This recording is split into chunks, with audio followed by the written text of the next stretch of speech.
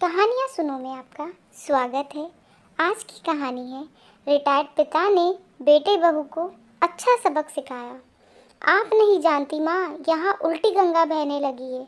ससुर जी जब से रिटायर हुए हैं, मेरी सास और ससुर दोनों किसी फिल्म के लव बर्ड्स की तरह अपने आप को जवान समझने लगे हैं। दिन भर हमारे घर के पास बने गार्डन में झूले पर बैठे बातें करते रहते हैं। उन्हें अपने पक चुके बालों का भी ख्याल नहीं रहता। अब इस उम्र में उन्हें ऐसा व्यवहार क्या शोभा देता है। मोनिका अपने ससुराल के समाचार अपनी माँ को बता रही थी। तभी सास उमा उदास मन से रसोई घर में जाती है, क्योंकि बहू की वो कड़वी बातें उन्होंने सुन ली थी।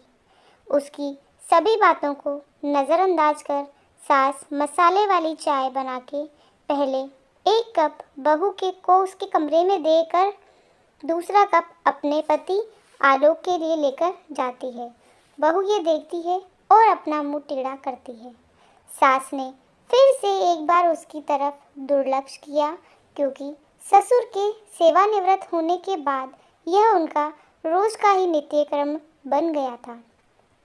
वह अब किसी की भी परवाह किए बिना रोज अपनी मर्जी के मुताबिक नए नए कपड़े पहनकर गार्डन में अपने पति के साथ बैठकर अपना ज़्यादातर समय बिताती थी।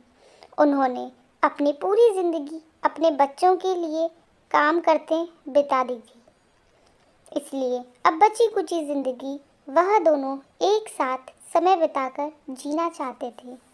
अमर निवास बंगले जैसा 2 मंजिलों का घर पति पत्नी का ही सपना था और उन्होंने बड़ी मेहनत से इसे पूरा भी किया था। उमा जी ने घर के सामने बड़े प्यार से एक उस गार्डन को बनाया था और वहाँ पर कई फूलों के पौधे और बेलें उगाई थी। उनके उगाए चंपा, जसवंती, मोगरा, गुलाब ऐसे दर्जनों फूलों की खुशबू से उनका गार्डन हमेशा महकता रहता था। अलग अलग ऋतुओं में उमा जी अलग अलग सब्जियां भी अपने उस गार्डन में उगाया करती। रसोई के लिए धनिया, पुदीना और मेथी उन्हें कभी बाहर से खरीदनी ही नहीं पड़ती थी।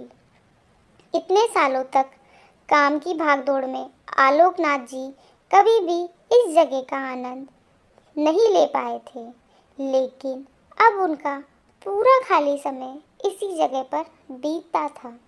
दरअसल एक और छोटा सा घर वहां बना सकें, इसलिए उन्होंने वह जगह खरीदी थी, लेकिन अब वह संभव नहीं था।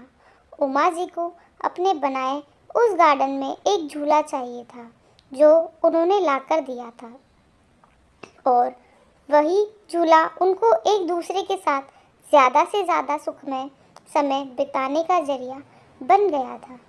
उन्होंने अपने घर में सभी ज़रूरी चीज़ों की और बाकी ऐश और आराम की चीज़ों की कोई कमी नहीं रखी थी। फिर भी बहू को दोनों का उस झूले पर बैठकर समय बिताना खटकता था। पहले दिन भर उसके साथ रहने वाली सास अब ज़्यादा समय अपने पति को देने लगी थी। अपने सास ससुर को टोंट मारने का एक भी मौका मोनिका नहीं छोड़ती थी। वह हमेशा अपना दिमाग उनको उस जगह से हटाने के लिए लगाती, और एक बार उसने ऐसा करने के लिए एक षड्यंत्र भी रचा। रतन, तुम्हें नहीं लगता हमें एक बड़ी कार लेनी चाहिए? मोनिका ने अपने पति से कहा। आइडिया तो अच्छा है, लेकिन कार रखने के लिए जगह कहाँ है हमारे पास? एक ही छोटा सा गैराज है जहाँ सिर्फ एक कार के लिए जगह है।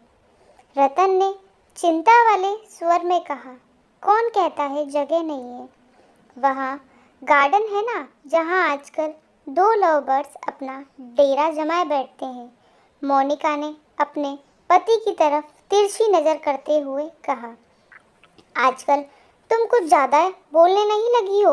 रतन ने अपनी पत्नी को फटकार लगाते हुए कहा। लेकिन सच तो ये था कि उसने भी इस बारे में अपने पिता से बात करने का मन बना लिया था। अगले दिन रतन पिता के पास गया और उनसे बोला, पिताजी, मेरा और आपकी बहू का मन है कि एक बड़ी कार ली जाए। पर बेटा, हमारे पास पहले से एक गाड़ी है ना। दूसरी गाड़ी लेने के बाद हम उसे रखेंगे कहाँ? आलोकनाथ जी ने कहा, पिताजी, इसी गार्डन में एक नया गैराज बनाने की सोच रहा हूँ। मोनिका को इस गार्डन की कोई पड़ी नहीं है और माँ भी भला अब और कितने दिनों तक गार्डन का ख्याल रखेगी। इसलिए अच्छा होगा कि सभी पेड़ पौधों को तोड़कर यहाँ गैराज बना लिया जाए। रतन ने अपने बाकी की कहानी सुनने के लिए पार्ट 2 देखें। धन्यवाद।